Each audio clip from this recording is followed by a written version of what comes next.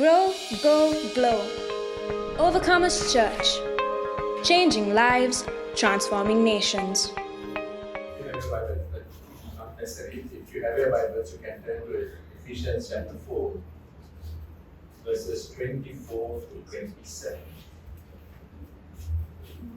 Ephesians chapter 4, 24 to 27. This, of course, talks about Christian community, but the most important aspect of community is the family, so you can apply it to the family. Therefore, having put away falsehood, let each one of you speak the truth with his neighbor, for we are members one of another. Be angry and do not sin, and do not let the sun go down on your anger. Give no opportunity to the devil. So here we are told principles. There are 4 principles here of what we should be doing when we have disagreements. Right? And of course, disagreements is an aspect of life. That is something I have heard couples saying, we have been married for so many years and we haven't had one fight. So I think to myself, either they are an angel or they are not truthful. So the first thing he says in verse 25, therefore, having put away falsehood, let each one of you speak the truth with his neighbor. Sometimes to get out of a problem, we can lie, or not tell the truth, deny the reality. And when there are problems, difficulties, challenges, disagreements, errors, when we make a mistake, and very often couples lie to avoid the confrontation. But what happens is that it never solves the problem. It's there, it's inside. You never really solve the problem. And you come to the stage where you don't trust each other because you know that you are not telling the truth. When I was a student, about 5 of us students, we went on a trip together. And the guy who was driving that's okay.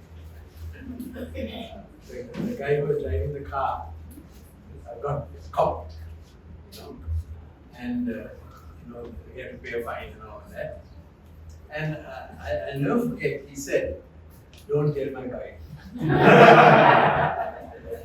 That troubled me. Here's a guy planning to be a minister of the gospel, and he says, don't tell his wife.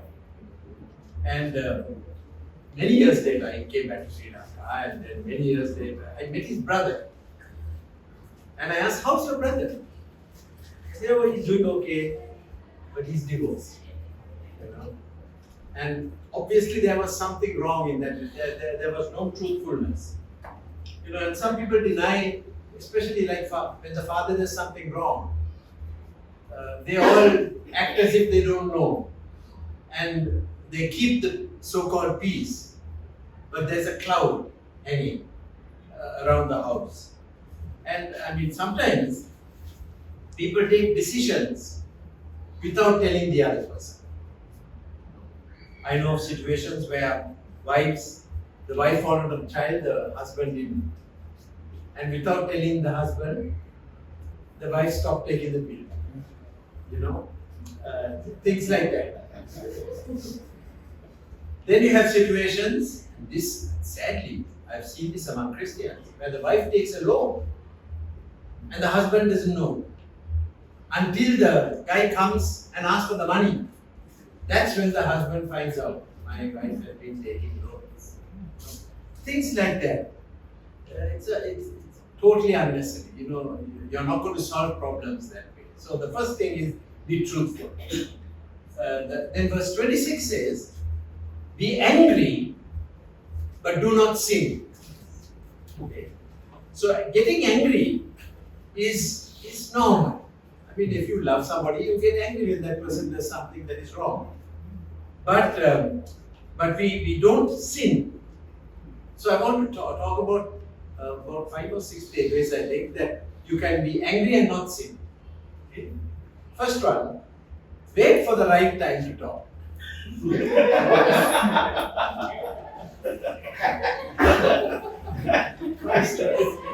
you get that one together, I think the rest of the 5 is Priceless,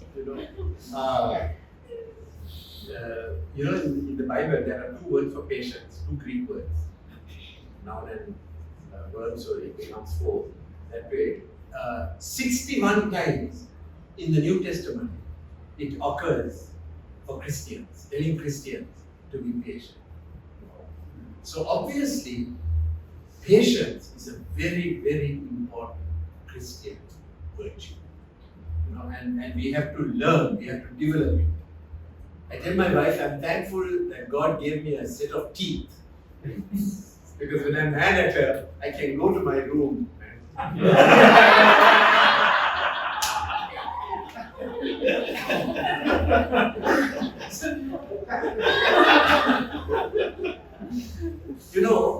why hurt the person you love?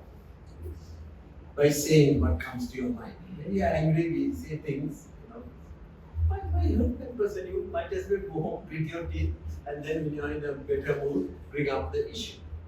Right? So wait for the right time. Don't fight in front of the children, for example. Sometimes in our anger, a parent will blame the child. You also did this. And after that, whenever the parents are fighting, the child thinks I'm responsible. They are very simple. No? They are very simple in their thinking. So we have to be very careful about wounding each other unnecessarily. So that's the first of the be angry and do not sin. The second one is don't use hurtful language. There's an epidemic of angry outbursts today in Sri Lanka. I mean, some of the deaths on the queues, the fuel queues, are anger just bursting out. Parliament, people are using bad language against others. Homes, church, sometimes, I don't know about your church, but my church, we sometimes have that. On the road, so much. People are angry. And when you are angry, you say things that you really don't mean. And then later you apologize. But apologies don't sometimes, true, it's very good that you apologize. But if it's not it has gone in and it's going to take a long time before it comes out, going. So it's a real problem. You remember Moses when he shouted and used unnecessary words when God asked him to speak to the rock. That we find out in the Psalm. And he was prohibited from going to the land because of that. Because when you're a leader, your words are very important. You can't afford to damage your thing. And of course, James 3:5 says that our words are like a fire. So, Psalm 141 and verse 3, a prayer that every Christian needs to be praying. Set a guard over my mouth. Keep watch over the door of my lips. That's why I always pray, Lord, help me to security guard. Normally security guard stops people from coming in. This is a security guard that stops people from going out. Set a guard over my mouth. And I think we need to be really careful about that. Sometimes there's anger inside. And we need to deal with these anger issues. I think now people are beginning to realize we didn't have much teaching on these things years ago, but now people are beginning to realize that they can do so much anger, hurt, There is a book that I have. It's called Hurt People, Hurt People. When you're hurt, you end up hurting others. And and so many good people, we have in IFC, we encounter this problem a lot, where the father is a drunk or a drug addict, and the poor mother is working, somehow trying to make a go out of the family. And working like mad, but she's always stressed. And when she's stressed, she attacks the daughter. Amazing mother, but in the stress attacks the daughter. And the daughter hears negative. One day in the bus stand, there is this guy who looks at this girl as no one has looked at her.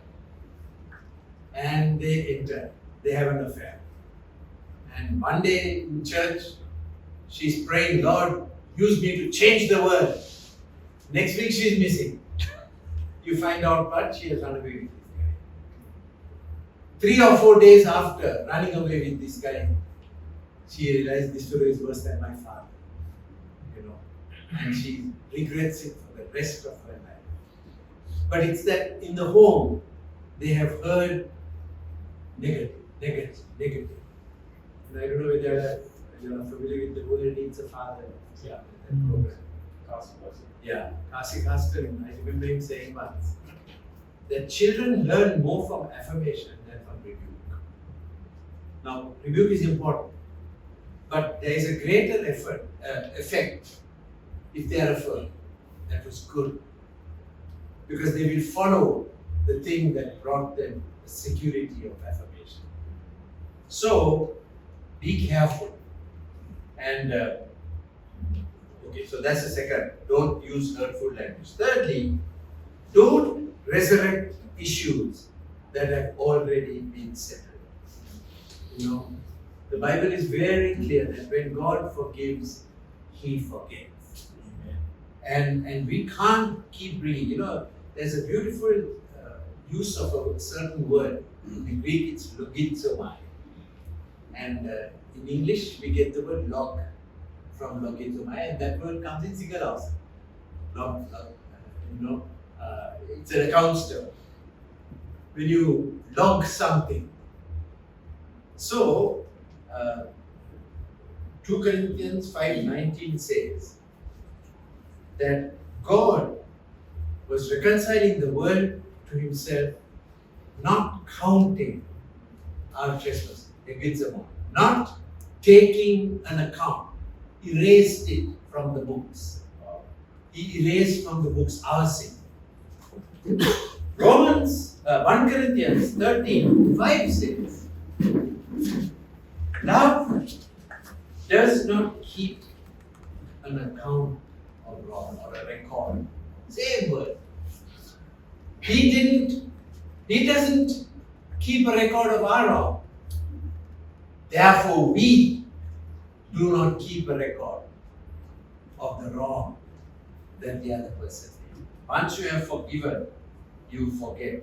In Jeremiah 31:34, it says, I will forgive their sin and remember them no more. Some people find their identity out of the fact I have been wrong. That's their identity. This is what has happened to me. And they live with that. They nurture that identity. I have been wrong. You are never going to be happy with that. And you are going to make other people unhappy by doing that. Say for example, the wife has had an affair. And she repented, sad about it, forgive. But one day they are having a fight, brings it up. Because you can sure win the fight. You win that, you win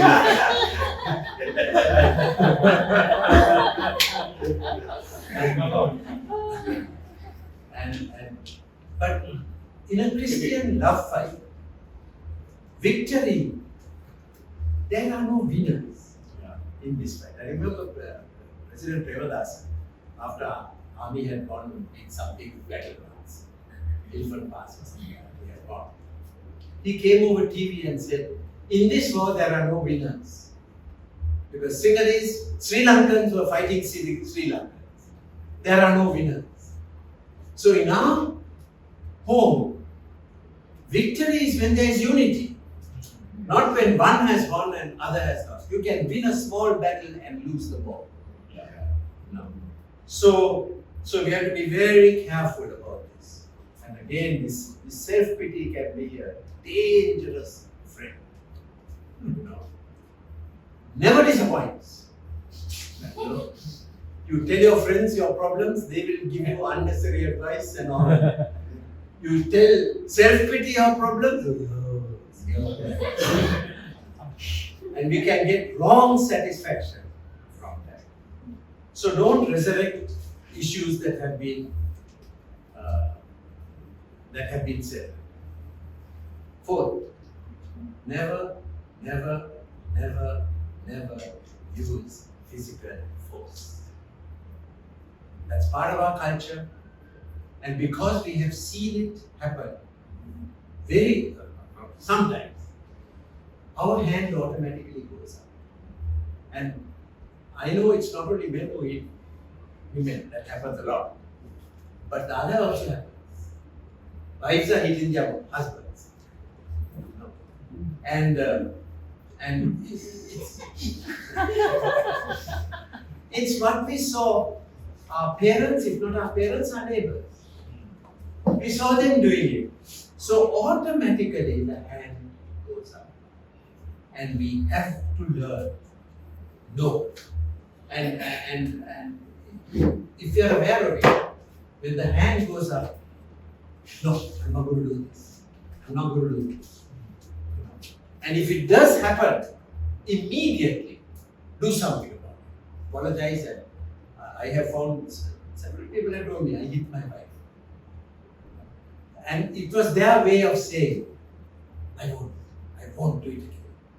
And by being accountable, they were they were serious. They were taking serious steps towards it. We automatically do what we saw our parents do. If mother spoke to the father disrespectfully, when we get married, the girl will speak to her husband disrespectfully. That happens, it's an automatic response. So we have to be very careful about this kind of thing. So that's number 4. Never use physical force. Number 5. Don't use underhand methods to win a fight. We say below the belt. Hitting below the belt. Right? You're just like your mother. Or why can't you be like my brother? My brother is like this. Why can't you be like my brother? These are things that are immature, foolish, and unkind. When you start comparing somebody with another. So people are different, and we don't use this kind of method to win battles. Okay, then number 6 is to be angry and not to sin. Don't accuse the person pointing out the problem. For example, here's this lady who has come to church, with whom you had a small relationship once. Now you are married. And she comes, you talk to her. Wife says this. And when they go home, the wife says, I prefer if you don't talk to them. That's what she said. You think I'm having an affair? No, you accuse the person bringing up a question. Now what will that lady think? My goodness, hereafter I won't bring up anything. Because if that's the way he responds. So they don't bring up anything until something terrible happens. So we need to be very careful. It's very hard when a spouse points out a fault. But it's health giving. I think we have to learn to use our spouses to help us to become better people. Our desire is not to show that we are good people. Our desire is to be like Jesus. And anybody who helps us do that. And we all make mistakes. James 3:2, talking to leaders, says, we all stumble in many ways. We all stumble, we make mistakes. But there's a way to, of course there's a way to bring out the problems. You don't tell your husband, you don't love me now. The real issue was, when you come back from work, it would be nice if you talk to me. That was the issue. Right? But the way it's put is, you don't love me. There's a way to bring accusations together. I would like, when I gave the same message in our church, one couple said, one guy came and said, in our home we have this rule that you don't use the word never and always. You never clear up your room. You always think about yourself and not about Don't use those words. Rather, why don't you clear up your room? Or, I'd like you to clear up your room. You understand what we are saying. So there are rules for love fights. Rules for getting angry. If you love, you will get angry. That is inevitable. You will get angry. But there is a way in which we do that. Then, the next one is, do not let the sun go down on your anger. That's verse 26 in the second part. I learned this, my wife and I tried to follow this principle on the day we got married. And I still remember exactly a year after I got married. I preached at the wedding of my close friend, Chandan. I preached at his wedding and I mentioned, don't go to sleep until everything is settled. And I felt that my friends who heard me, who were much more experienced in marriage than me, were sort of in a roundabout way saying, you will learn.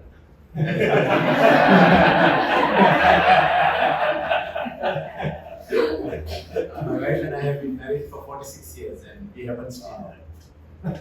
But I must say, sometimes it used to go on in day, especially the first few years. First 5 years of marriage, when you realize how different you are, you will talk and talk and talk. So sometimes it used to go on and on and on. But you may be tired the next morning, but you have a sense of freedom. I have settled it with the one and over the years I have had to counsel many couples who are having difficulties. And I must say, several of them, I haven't been able to solve the problems. I've helped solve their problems. And I realized they are coming to me far too late. They've already decided it's not going to work. Then someone says, go for counseling. But they have decided. It's too late. So when the problems emerge, deal with them at once. Before you get hard and, young couples have differences and they are going to get mad at each other.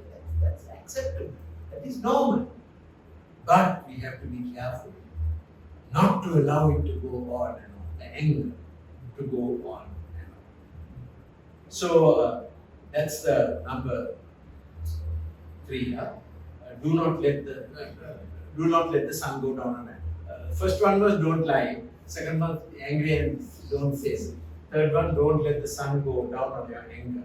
Fourth one, give no opportunity to the devil. When you are angry, you are giving an opportunity to the devil. Because you say things that you never intended to say. So we have to grapple with anger, and otherwise it's going to control us. Sri Lanka is a place where people, I used to go to the prisons when I was much younger. And you talk to the people in the prison, nice people. sudden burst of anger, stab and kill the person. You know, that is the way. Because when anger is there, the devil can use it. And it ruins churches. You know, I think we have seen how angry people can bring a church to the ground. They want to show that they are right. And they bring the church to the ground. So don't give an opportunity to the devil. Right. Then, you know, he can exploit. You know, we try to punish. So, and the joy leaves the home. Okay, just 2 points before I finish. 3 points, but one I have already dealt with. There are no winners in a battle. Right? The second is usually a love fight ends with both parties apologizing. Sometimes 95% of the blame is with one party, but always there will be some blame somewhere. And sometimes the one who apologizes first is the 5% person, and not the 95%. So don't get angry. Why should I be always apologizing? Why can't they? They start, you know. But sometimes that is the way. Personalities are different. Some people find it easier to apologize than others. So apology, you know, 1 John 1:7. If you walk in the light, you have fellowship with one another, and the blood of Jesus Christ cleanses you. If you walk in the light, walking in the light is trying to be obedient and being open about our sin, being willing to accept that we have sinned. Again, you know, I've heard people say, my husband has never apologized to me, or my wife has never apologized to me. I don't say it, but I would like to tell you, that means that person is a very weak person. Our strength is grace. Our strength is grace. You know, we don't want to lose grace. Because when you're graced, you're happy. And joy is the great treasure of our life. We want to have an open relationship with God. That's the biggest treasure of our life. And the failure to apologize prevents that. Grace is blocked. So, grace makes us strong, gives us the strength to apologize. It makes us strong. Grace. And then, of course, if you haven't apologized, you know, there's a story of a pastor who was getting angry at home. Oh, recently married, getting angry all the time. And then, not only she realized, the wife realized, not only is he angry at home, he's angry on the pulpit. He's called in the people when he's preaching. So they decided to go to a counselor, an older pastor. And the counselor wrote this in his book. He said he met his problems like a real man. He blamed it all on the wife.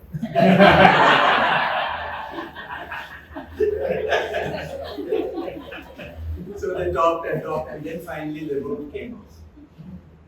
This guy was engaged to be married. Then there was this Korean War in the 1950s, there was a Korean War. And he went to Korea. He had 2 weeks R&R, rest and recuperation. But those days it was too costly to come by plane. So he went to Tokyo. And in Tokyo, he spent a few nights with a prostitute. And he had not forgiven himself. Now he's a Christian. But he came back, married this girl who was waiting for him.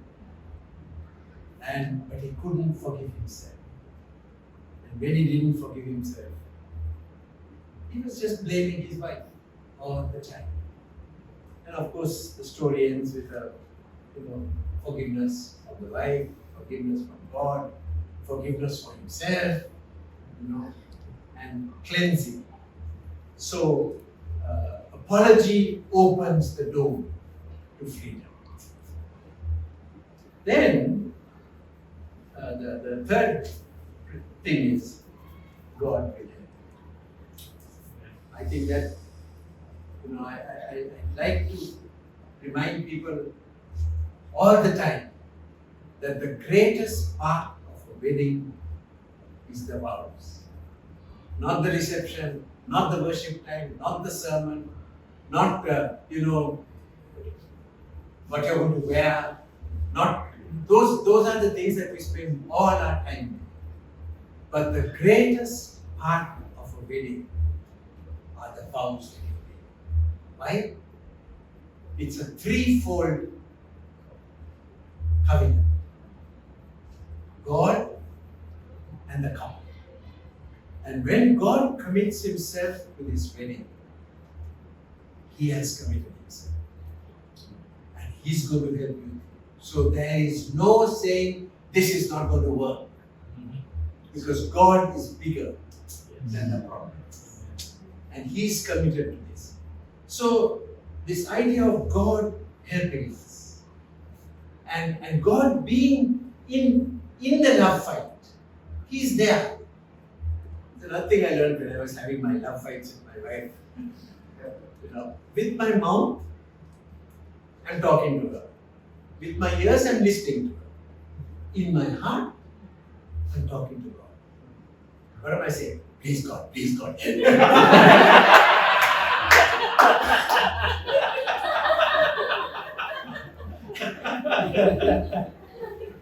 But when God is there, in the midst of the terrible difficulty, there is a peace. God is good.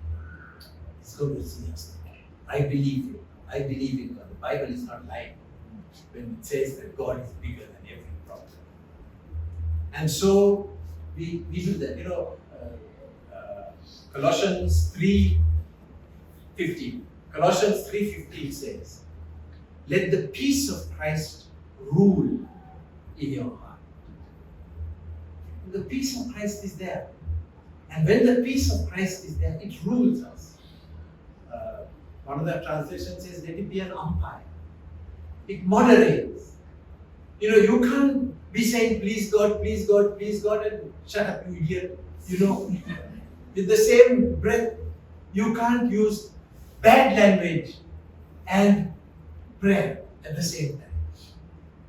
So God is there to help us. And He provides us with the love to see this. Okay, that's what I want to share. Grow, go, glow. Overcomers Church. Changing lives, transforming nations.